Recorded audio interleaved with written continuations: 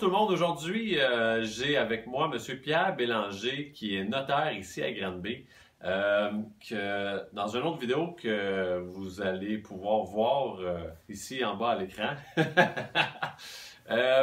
on a parlé de les cas de séparation, c'est quoi les différentes options qui s'offrent aux gens qui se séparent par rapport à leur maison.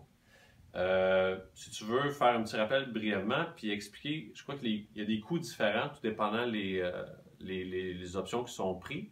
Fait que Pierre, si tu veux peut-être parler de ce processus-là, puis toi en tant que notaire, qu'est-ce que tu as à faire, puis c'est quoi les différences? Bon, ce qu'on avait dit essentiellement, c'est qu'il y avait deux possibilités. Là. La première possibilité, c'était ce qu'on avait appelé la vente avec assumation.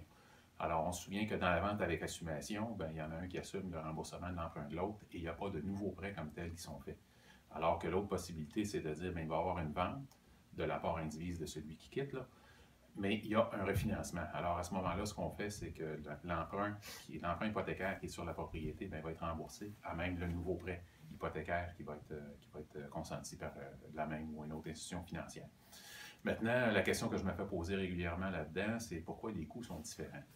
Bien, les coûts sont différents, c'est relativement simple. Ce qui arrive, c'est que si je fais une vente tout simplement avec assumation, le seul acte que je vais avoir à faire enregistrer, à faire publier au bureau d'enregistrement, ça va être l'acte de vente. Mais si je fais une vente avec un refinancement, à ce moment-là, il va y avoir une vente qui va devoir être publiée au bureau d'enregistrement, mais il va également y avoir une quittance de l'emprunt hypothécaire qui est sur la maison à ce moment-là. Ça engendre des frais. Oui, et puis il va y avoir des frais également pour le nouvel acte d'hypothèque qui va devoir être publié contre la propriété.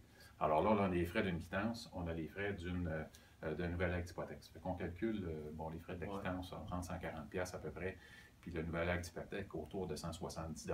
Alors il y a à peu près 300$ de plus, juste de frais d'enregistrement quand on fait une vente avec un refinancement. C'est carrément une nouvelle vente. Oui, mais c'est surtout carrément un nouveau financement. Oui, c'est ça. C'est ça qui fait que ça coûte plus cher. C'est ce 300$-là à peu près de frais d'enregistrement qui va faire en sorte que ça va coûter plus cher. Puis le notaire, évidemment, dans la première option, il n'y a pas d'hypothèque comme telle à préparer. Là. Alors, que dans la deuxième option, il doit rencontrer le client pour faire signer son acte d'hypothèque. Et puis, c'est ça, il y a tout l'acte, le prêt hypothécaire finalement à gérer dans cette deuxième option-là qu'on a vue. Là. Alors, en partant, on a 300$ de plus. Et puis, le notaire va consacrer quand même plus de temps à ce dossier-là que si c'est simplement une vente avec assumation. Ouais. Alors, c'est pour ça qu'en bout de ligne, il faut s'attendre à payer, je ne sais pas moi, facilement 500-600$ de plus. Quand même, hein? Oui, quand on fait une vente avec un refinancement.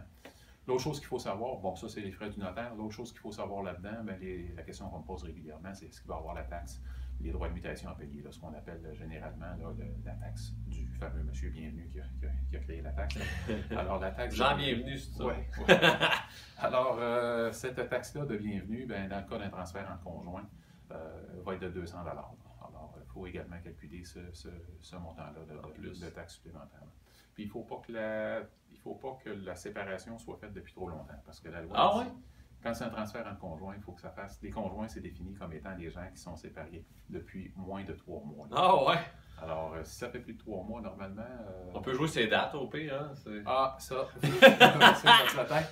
Mais normalement, c'est ça. Là. Alors, à partir de là, s'il n'y a pas cette problématique-là, normalement, c'est 200$. S'il y avait cette problématique-là, qu'il y a des couples les séparés depuis 2-3 ans, puis à ce moment-là, il y en a un qui rachète la part de l'autre, à ce moment-là, le droit de mutation va être calculé sur la moitié de la valeur de l'immeuble parce que le conjoint acheteur achète la moitié du droit de propriété dans l'immeuble.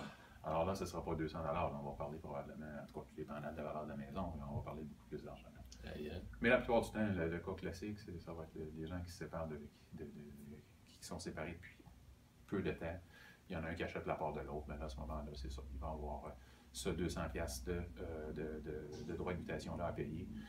Puis, comme je vous expliquais, les frais de notaire, ça va dépendre de si c'est une vente avec assumation ou une vente avec un refinancement. OK. Fait que je mets tout dépendant de la situation qui est le mieux.